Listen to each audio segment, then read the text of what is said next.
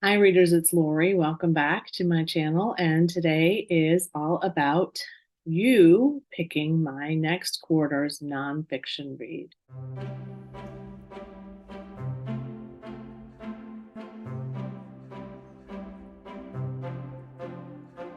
You might think this is a little early, and it probably is, but I'm not sure I'm going to finish the pick for the last quarter, which was the Mary Tyler Moore biography.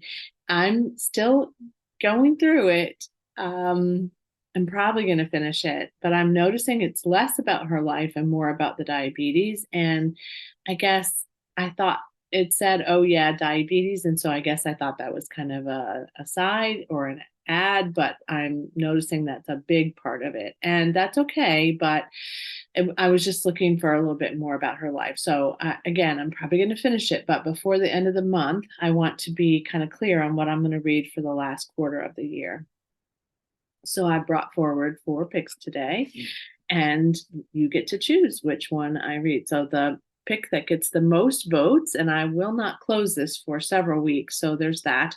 But the pick that gets the most votes will go into my October, November, December TBR somewhere. And I have a couple others in October that I want to get to too. So I think that's the other reason why I want to make sure I understand which one I'm going to read for myself and which one I'm going to read because you picked it. Does that make sense? Okay, let's get started. Let's get started with one of the oldest on my TBR, I would say. I have one, so I have one that's been on my TBR a really long time. I have one that doesn't belong to me. It belongs to Lisa technically. And then I have one that's older as well, and one that is brand new to me. So let's get going.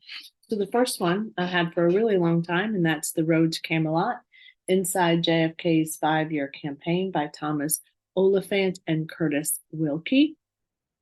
I got this in Oxford. In fact, that's what made me wear this shirt today. I got this in Oxford at Square Books. I've had it for years. I really can't remember when I got it, but it was a long, long time ago.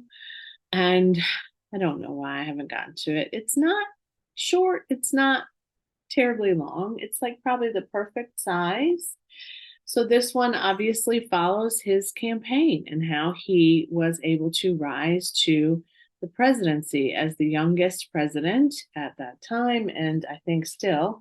It's his life as a junior senator and then how he moved forward into aspiration for a bigger, broader space. It's possible that he wasn't necessarily planning to move into the presidency. I don't want to know a whole lot about it, but what I do know is that I've always been fascinated with JFK because he was assassinated when I was a very young person, and I have a memory of that experience because it was so traumatic for my parents and for the nation. So I've always been kind of super focused on that because he was literally the president when I was a very, very young girl. And I like books about politicians. I have a number of them I could prioritize. So that's that one. Okay, the one that doesn't belong to me is a very popular read, The Soul of an Octopus by Cy Montgomery. This was a National Book Award finalist for nonfiction. This is one of, I would say, one of Lisa's favorite reads ever. And so he explores the emotional and physical world of the octopus, the connections it makes with people, and the vibrant community that arises around this complex, intelligent, and spirited creature. So he goes all around from the Gulf of Mexico to, I think, France to no French Polynesia, in the New England Aquarium, all different places, studies octopuses, and it's he says the subtitle is a surprising exploration into the wonder of consciousness, but apparently there's a deep connection there within the mind and the consciousness of an octopus that we all need to know about. And it's really from this book sprang a number of other books and shows about the octopus, and so many people are really claiming the octopus as their kind of their spirit representation in, in the way that we have spirit animals, although octopuses are not animals. I'm struck by the fact that when all the time I was growing up, if octopus was pluralized, it was octopi, and now we are indeed saying octopuses. So that's interesting to me too. So the octopus has evolved in more ways than one. It's blurbed by NPR, says one of the best science books of the year. It's on the Daily Beast's list of the best nonfiction of 2015, Library Journal's best sci-tech book of 2015. It got a lot of accolades. I'm understanding that it's not too scientific, though, because if it's too scientific, I probably won't read it. But my sense from other readers is that it's not. So I send that for your consideration as well. Then the library book by Susan Orlean, which is going to have to be like this so you can see it. I've had this for a long time too. I also got this in Oxford on one of our trips. I don't think it was the same one. I know it wasn't the same one that I got the JFK.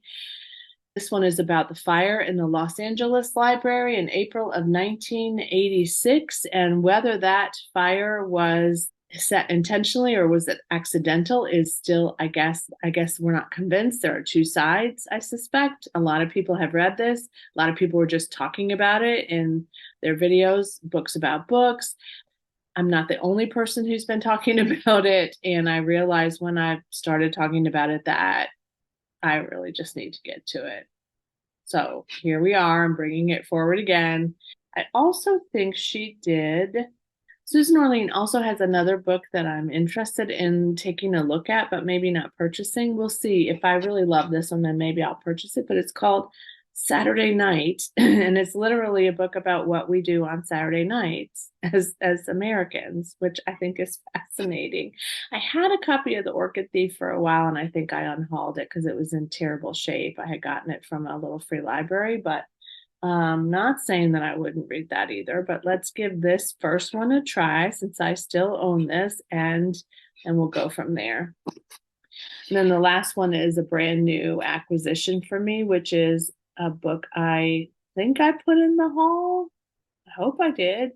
And that's I'm trying to remember now if I talked about this. Lisa brought this back to me from New York, and it's These Precious Days, and it's a collection of essays by Ann Patchett, who I really adore. It also has French flaps and deckled edges, and it really does, to me, sound like I would love to get this glimpse into her life. One of the chapters is called How Knitting Saved My Life Twice, which is fun because I knit. To the Doghouse is one of the chapters, The Worthless Servant, The First Thanksgiving. So yeah, it does seem like a great glimpse into her life. One of the essays is called These Precious Days, and that may be the longest one. Two more things I want to say about my father is the end piece from the editor's note, and I just want to read this. Really want to get to this too. I want to read all of these, so I don't want to say, oh yeah, no, this is the one. Actually, that one I can tell you came from Books Are Magic, which is a bookstore in New York, in Brooklyn probably, because she was staying in Brooklyn. I've never been to Books Are Magic, so I have two bookmarks from there now as well, which is also exciting. So I'm going to pop those back into the Ann Patchett book, so remind me where it came from. So here's my choices for you to pick from. The Road to Camelot, about JFK's campaign to be president, by Thomas Oliphant and Curtis Wilkie. The Soul of an Octopus by Cy Montgomery.